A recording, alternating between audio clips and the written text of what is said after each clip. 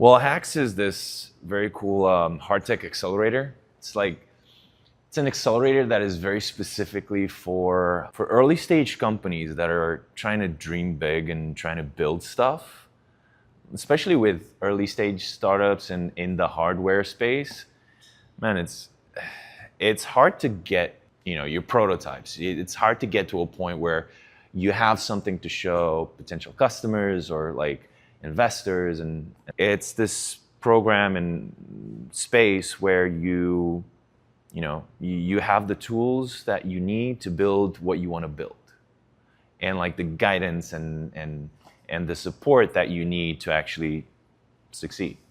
You build, you geek out with the other founders. That's one of the things that I always appreciate about like communities like that, because you get a chance to talk to founders that are, anywhere along the startup journey, that they don't even have to be in the same space as you, but they've gone through similar experiences. So one of the highlights of working there is, constantly being able to interact with people that are in the same mindset as you, and like you can geek out about different things. You can play D&D in one night, and you can, chat about Star Trek another, or you can do other things. And talk about startups and figure out, what's your problem? What are you going through? Man, dude, I get it. I just had that issue happen to me like a year ago. Here's how I solved it. So I was like, that's kind of what it's like being at HAX. It was a question that constantly bothered me since I was a kid. I'm a nerd, dork, whatever you want to call it. But like when I was a kid, I always was fascinated by this thing in physics, the particle wave duality. Like something exists as both a wave and a particle, and I'm like, how do you compute that? Through my serendipitous life, I saw this ultrasonics and how waves interact with matter, and I'm like, okay, hold up. That should work. That does something. And when that switch flipped, it changed my entire perception of reality, actually. MatterWave is basically a metal 3D printing startup that uses an ultrasonic module and a vertical AI that you put into existing metal 3D printers, and it basically upskills them to be able to improve the durability by 10x. Like, finally be able to get critical functional components, printed and then put in wherever there's a need. Usually in, aerospace, defense, energy space. It's called MatterWave because we literally send pressure waves that are waves of matter through metal, and basically which is the coolest part is that we basically use ultrasonic waves to assemble the atoms of metals in the way that we want them to. Metal printing, you take some powder and you use a laser to melt it, right? And it's a very small, like thinner than a strand of hair. That's the amount that you're melting. But it's still like liquid metal. And we put these ultrasonic waves, the waves cause like these mini like bombs at the nanoscale, and those pressure waves actually push atoms together to start forming the larger metal part. And because we do that and we control exactly how the metal like starts and then ends, we can tell it to be whatever we want it to be. And first thing we said is, hey, how about you be more durable so that we can, skip some heat treatment process that can take at least 50% of the whole production time. And so that's also the first pain point we're solving, but yeah.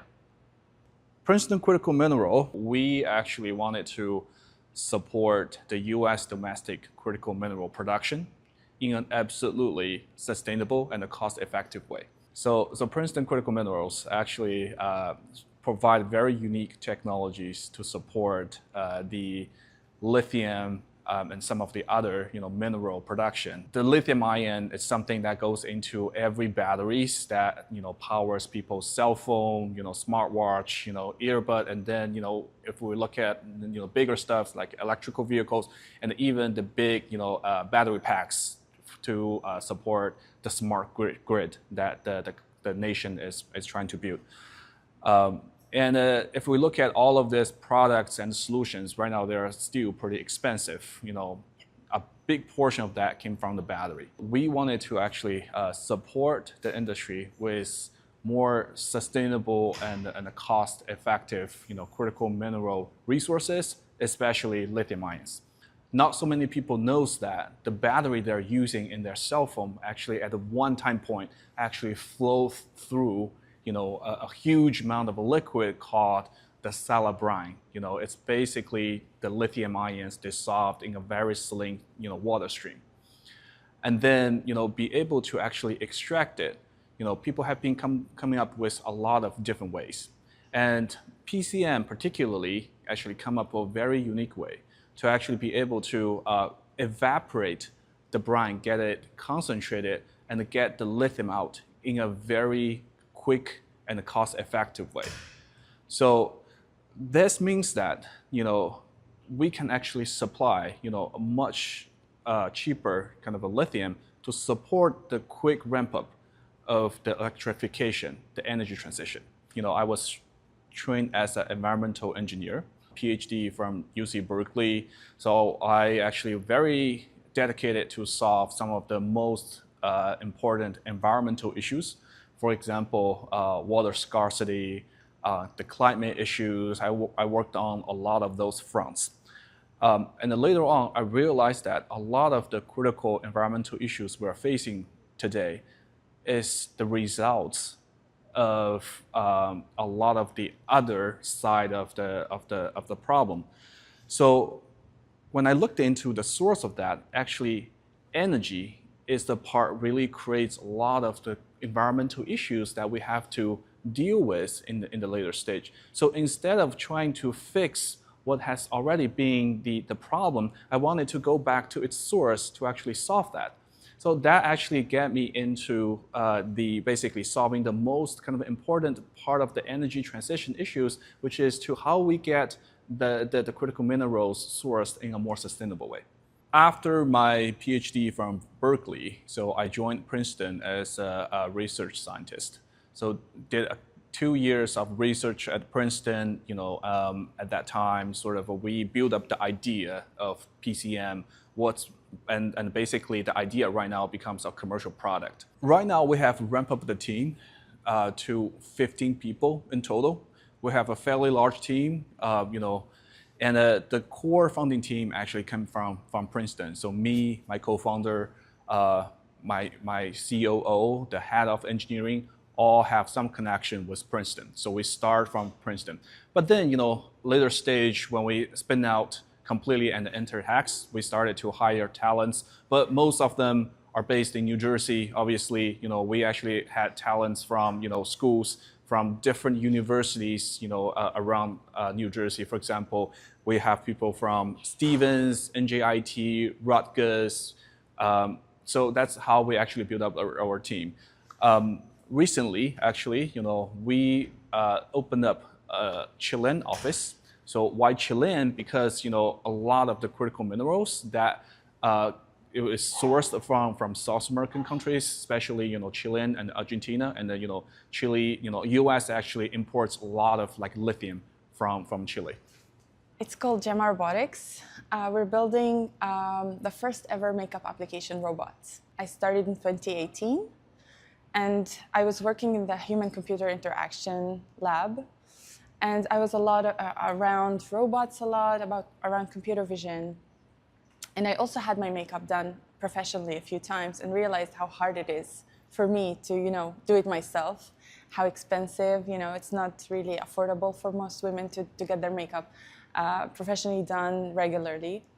But on the other hand, I was working in this lab and I saw how precise robots are now and how good we are at understanding human faces. Like we can, to the tiniest level of details, we can know where the eyes are, where the mouth is, So we can basically have a similar understanding to how a makeup artist looks at a face and decides where to place the makeup.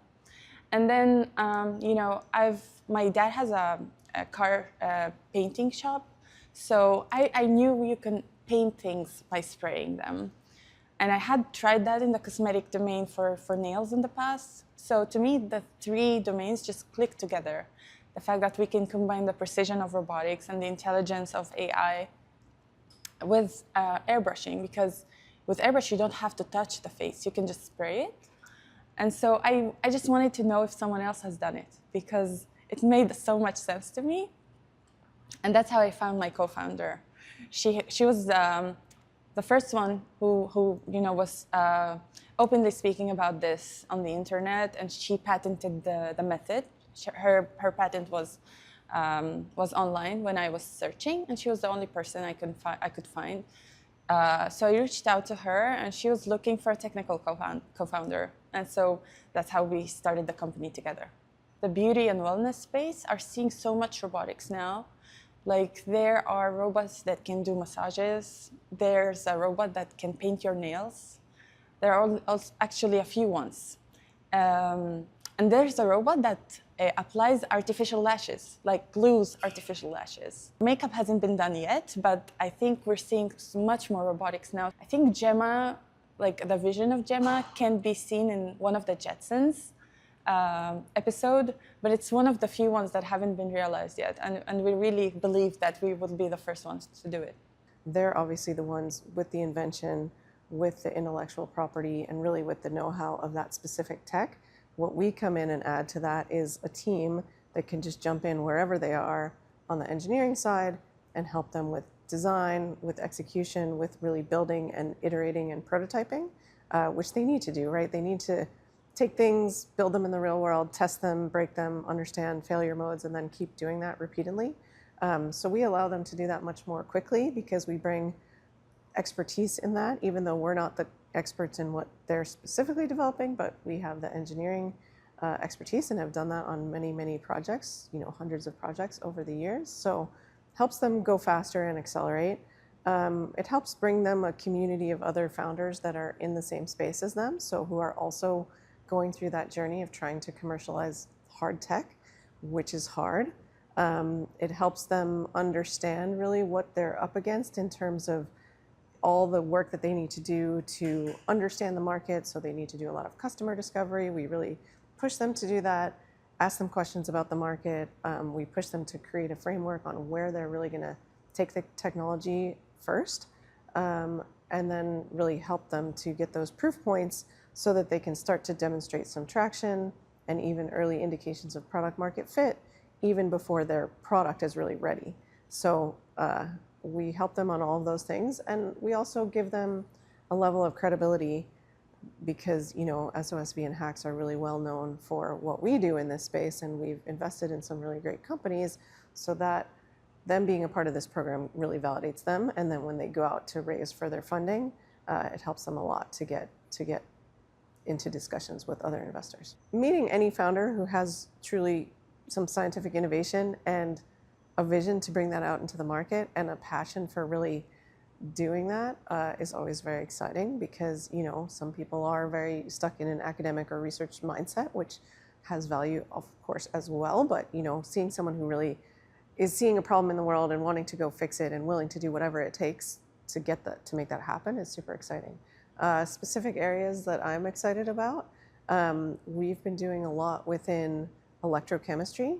So electrochemistry really harnesses the power of electricity, which is exciting because it could be renewable, and uses that to affect change on chemicals. So really is intermediated oftentimes by different catalysts. So that's exciting because it has the potential to be a whole new paradigm, not using thermal energy, using electricity, being able to be super efficient, being able to have really effective and efficient downstream separation. Those are exciting opportunities. So especially in things like metals and critical minerals, which is a hot topic these days, this is an area that we've actually been quite excited about for the whole time I've been here, so more than 3 years. And we've made a number of investments into that area, but I think critical minerals is exciting. Using electrochemistry to address some of those challenges is super exciting. Another big area is just automation and robotics. I think as we think about how we reshore manufacturing, obviously we have an opportunity to rethink how we carry out these operations, and I think lots of opportunities to, rethink how we utilize labor, because I think that'll be different in the future. And then also, some of the reasons that we outsource and do things offshore is because the processes are toxic or because they're harmful to people. So how do we reinvent some of those processes in a way that keeps people safe, but that we can do them here in the US? And I think that does provide an opportunity for jobs in the future. There's just going to be a need to rethink what some of those jobs look like, but it's a huge opportunity. We chose Newark because of a number of reasons. Newark has a really long industrial history. Newark is an up-and-coming city where there's a lot of opportunity, I think, for economic development here. We're heavily supported by the state of New Jersey, so the NJEDA has funded this site and its build out with $25 million, which really has helped us to be able to build what we've built here. Newark, I think, is perfectly located just adjacent to New York City, where there's a lot of capital and talent and all of those things, as well as the greater New Jersey area. So lots of access to talent, both from universities and from corporates. Lots of access to innovation that is spinning out of universities. So for that reason, it's the perfect place to be.